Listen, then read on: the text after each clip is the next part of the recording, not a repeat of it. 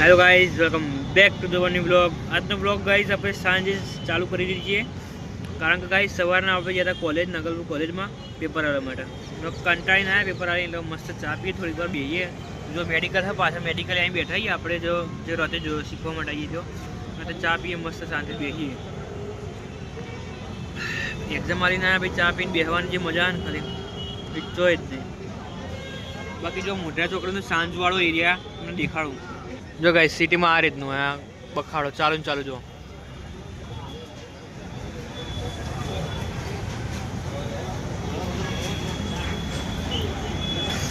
આ રીતનું ગાઈસ, જો ચાલુ ને ચાલુ, ટેન્ટું ટેન્ટું ટેન્ટું ચાલુ ને ચાલુ. એટલો લોકો કહેતા ગાઈસ ગામડાએ રહેવાની મજા આવે, એકદમ શાંત વાતાવરણ, ખાલી ફક્ત પ્રાણીઓનો પક્ષીઓનો જ અવાજ. ચા પીને જે તાજગી મળે ને એ ચોય નહીં. ફાઇનલી ગાઈસ જો રાત થઈ ગઈ, રાતે જમવાનો ટાઈમ થઈ ગયો. ડાયરેક્ટ આપણે કોલેજથી મેડિકલ પર આવ્યા હતા, એટલે જમવાનું તો કંઈ લાયા નહોતા, પણ ટાઈમ થયો 10 વાગી ગયા. એટલે મમ્મીને આપણે ચિંતા થઈ, એટલે મમ્મી આપવા આવી જમવાનું. તો પુલાવ ને કઢી બનાવ્યા. પુલાવ આમાં આપી ગઈએ અને કઢી સામે આપી બધું. પુલાવ આપણે આમાં આપ્યા ને કઢી આમાં આપી. જો મમ્મી આ રીતે જમવાનું આવી ગઈ. મમ્મીને ચિંતા થાય ને યાર. એટલે જો અત્યારે મસ્ત આવા 10 વાગે જમવા ભેગા થઈ ગઈએ. મમ્મી તો આપીને ક્યારથી ગઈ, ટાઈમસર તો મમ્મી આપી ગઈ, પણ આ બધું અત્યારે ચાલુ ને ચાલુ હોય એમાં ટાઈમ ના મળે. હવે 10 સાડા 10 જેવા થયા બરાબર. હવે ટાઈમ મળે, હવે જમવા બેસીએ કમ્પ્લીટ. તો બીજું જો જમવા બેઠો ને, જમતા કેટલી વખત ઊભું થવું પડે તમે ખાલી જુઓ. ખાલી અત્યારે તો આ લઈને બેઠા છીએ. જો મસ્ત કેવા ગરમ ગરમ હતા, પણ હાલ ઠંડા થઈ ગયા. મમ્મી પુલાવ બનાવીને આપી ગઈ. આ પુલાવ છે, એની સાથે કઢી. આમાં જો આખી ભરેલી મસ્ત કઢી ગરમ. ટાઈમ એવો ખાવાનો સેટ થતો નહીં, શું કરવાનું તો. એટલે સ્ટ્રગલ લાઈફ ચાલુ થાય ને એટલે આવું બધું થાય. મેડમ આપણે શું કહેતા, આમ સ્કૂલમાં હોય ને ટીચર શું કહેતા, આ ભૂલી જવાય, હોમવર્ક ભૂલી જાય, બીજું બધું ભૂલી જાય, ખાવાનું નહીં ભૂલાતું. મેડમને ખબર નહીં, જેને બાળક અવસ્થા હોય ને ત્યાં બધું થાય. બાકી મોટા થાય ને એટલે બધું ઓટોમેટિક ભૂલવાનું સ્ટાર્ટ થાય. હવે અત્યારે ખાવાનો ટાઈમ બી નહીં. મેડમને હવે કોણ જોવા જાય તો મેડમ હવે ખાવાનું બી ભૂલી જવાય. આ રીતનું ભાઈ છે. भाई साहब कुछ ज्यादा नहीं हो गया, मतलब कुछ भी.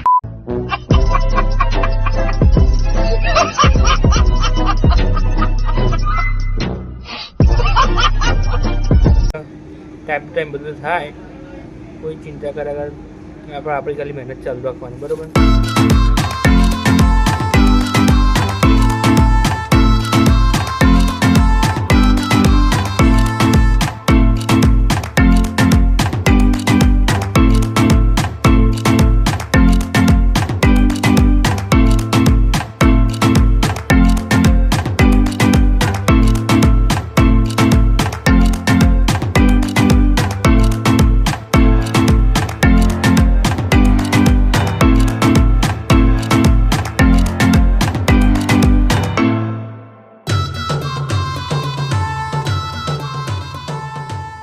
ફાઇનલી ગાઈસ જો ખાઈ રહ્યા, આવા મસ્ત સરખી મૂકી દઈએ અને પછી શાંતિથી બેસીએ. જો 11:14 થઈ છે. જો ગાઈસ તમને આજે જે પેલા બા હતા ને, એ બા બચારો દિલ્હી હવે આપણે ત્યાં આવતો હોય, મીન્સ કે અહીંયા આવશે, તો હું તમને દેખાડું. હજુ આવશે એટલે તમને દેખાડું. આવીને બેસે, ચાવા પીશે, નાસ્તો વાસ્તો કરશે.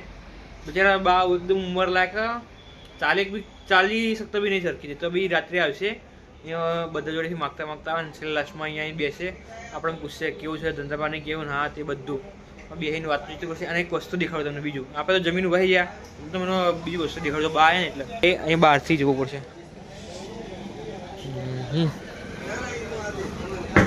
જુઓ આ નાનું છોકરું છે, આ નાના છોકરાને એક્ઝેક્ટ આગળ પેલું એ છે, એક લેડીઝનો ફોટો છે, અને છોકરાની પાછળ પેઇન બામ કરી અને અહીંયા એક સૈનિકનો ફોટો, પણ કેવું ડરાવનો. એટલે એ બા શું સમજે ખબર કે આ ભૂત આ છોકરામાં પાછળ પડ્યું હોય ને, એટલે છોકરો દોડતો મમ્મી જોડે જાય. બાનો કેવું આ રીતનું, એટલે બાના મગજમાં કંઈ એવું 700-200 થયો છે ને, ત્યાંના ત્યારથી એમના મગજમાં એવું છે કે ભાઈ આ છોકરું દોડે જાય ને, એને મમ્મી જોડે જાય અને પાછળ રાક્ષસ પડે છે. એ આવા બેસે, હું તમને દેખાડો શું કરે શું પૂછે આપણે.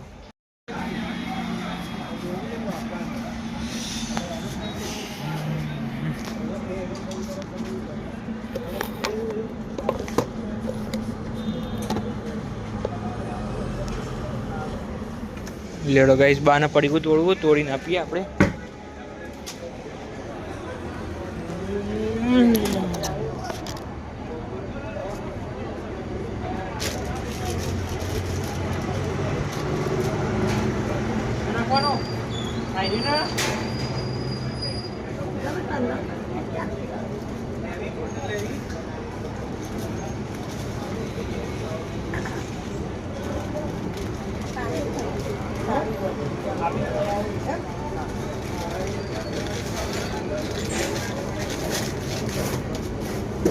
એક સેકન્ડ આપો.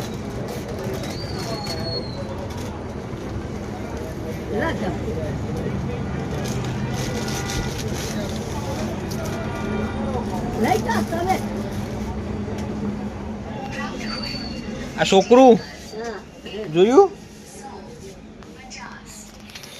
જુઓ જો ગાઈસ, છોકરું કેવું જોઈ રહ્યા.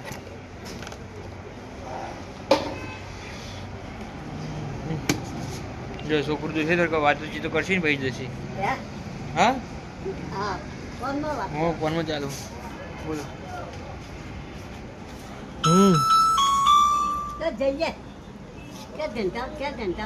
बढ़िया बढ़िया. हाँ